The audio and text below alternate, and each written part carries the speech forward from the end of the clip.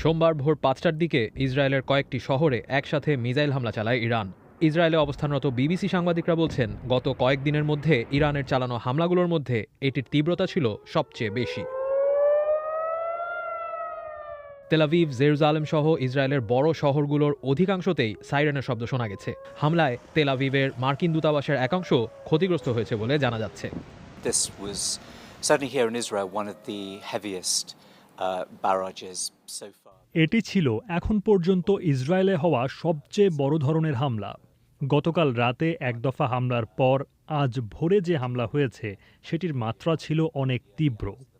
একসাথে অনেকগুলো বড় ও ছোট শহরে আঘাত হয়েছে। অন্তত 4টি এলাকায় ধ্বংসস্তূপের মধ্যে হতাহতদের উদ্ধারের চেষ্টা করছেন উদ্ধারকর্মীরা। কর্তৃপক্ষ বলছে এসব হামলায় অন্তত 5 জন মারা গেছেন আর 100-র বেশি মানুষ আহত হয়েছেন। ইসরায়েল ও ইরানের বিভিন্ন এলাকায় হামলা চালিয়ে যাচ্ছে। সেখানে এখন পর্যন্ত 200-র বেশি মানুষ মারা গেছেন। এই সংঘর্ষ থামার কোনো লক্ষণ এখন পর্যন্ত দেখা যাচ্ছে না। There's no sign of de-escalation at the moment whatsoever. ইসরায়েলের অন্যতম গুরুত্বপূর্ণ বন্দরনগর হাইফাতেও বড় পরিসরের হামলা করা হয়েছে এই দফায়। হাইফায় অবস্থিত একটি তেল শোধনাগারের বিভিন্ন পয়েন্টে কয়েক ঘণ্টা ধরে আগুন জ্বলতে দেখা গেছে।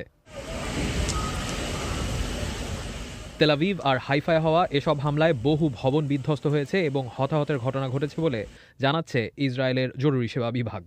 হামলার শিকার হওয়া জায়গাগুলো থেকে আহত অন্তত 90 জনকে হাসপাতালে নেওয়া হয়েছে। বেশ কয়েকটি জায়গায় উদ্ধারকারীরা এখনও ধ্বংসস্তূপের মধ্য থেকে ভুক্তভোগীদের উদ্ধার করার চেষ্টা করছেন। ইরানের সবশেষ হামলার পর ইসরায়েলের প্রতিরক্ষামন্ত্রী ইসরায়েল কাতস মন্তব্য করেছেন যে ইরানের সাধারণ মানুষকে এর মূল্য পরিশোধ করতে হবে।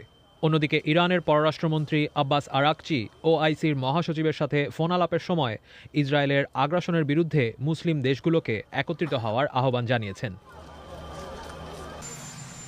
যুক্তরাষ্ট্রের প্রেসিডেন্ট ডোনাল্ড ট্রাম্প রবিবার এক বক্তব্যে দুই দেশের মধ্যে সমঝোতার আশা প্রকাশ করলেও সংঘাত বন্ধ হওয়ার বিষয়ে ইতিবাচক কোনো মন্তব্য করেননি।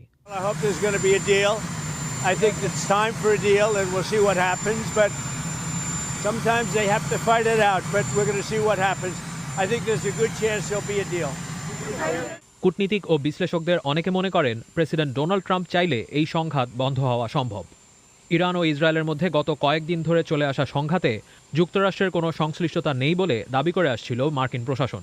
তবে রবিবার বেনিয়ামিন নেতানিয়াহু এক সাক্ষাৎকারে জানান যে যুক্তরাষ্ট্রের প্রশাসন ও ডোনাল্ড ট্রাম্প ইরানে ইসরায়েলের হামলা করার পরিকল্পনা সম্পর্কে আগে থেকে জানতেন।